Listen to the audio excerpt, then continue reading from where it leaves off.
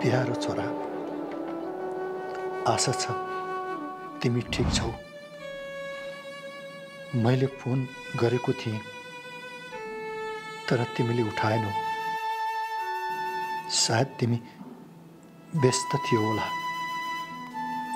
न कतै त्यहाँ मध्यरात थियो कि बा अथवा बिहान सबेरै।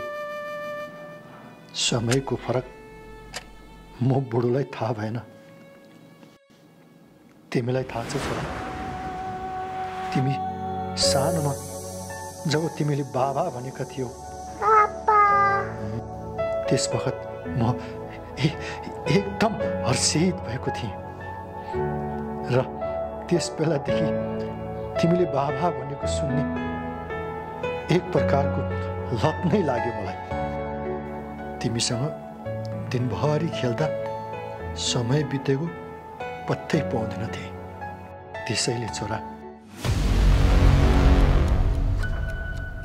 जब पनि तिम्रो फुर्सद हुन्छ र मलाई फोन गरौ कि जस्तो मनमा लाग्यो भने फोन गर्नु ल छोरा।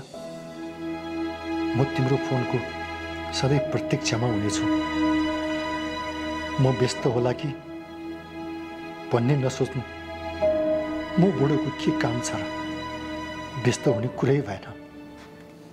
फेरि यता मध्यरात भयो होला, बाबा सुतिरहेको छ कि भन्ने पनि नसोच्नु, किनकि अब यो उमेरमा चाँडो निन्द्रा नै कहाँ लाग्छ र। फेरि बिहान सबेरै छ भन्ने पनि विचार नगर्नु ल, किनकि ढिलो सुत्ने र बिहान छिसमिसी उज्यालोमै उठ्ने बानी नै परिसकेको छ र मलाई। तर छोरा,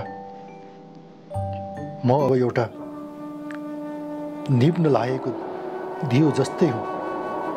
कुन बेला फ्याट्टै निभिहाल्छु ठेगान छैन। त्यसैले म निप्नु अगाडि नै मसँग कुरा गर्नु ल। सामाजिक सञ्जाल छ नि, के भन्छन्, मा मेरो फोटो राखेर I miss you, I love you बाबा भनेर कुनै त्यस्तो किसिमको लेख नराख्नु ल। मेरो चित्त अगाडि अलिकति पनि आँसु नझर्नु, किनकि त्यस बखत मैले देख्न सक्ने मेरा यी आँखाहरू बन्द भइसकेका हुन्छन्। मैले सुन्ने मेरा कानहरू बहिरो भइसकेका हुन्छन्। फेरि तिमीलाई अँगालो हालेर तिम्रो आँसु पनि पुस्न सक्दिन।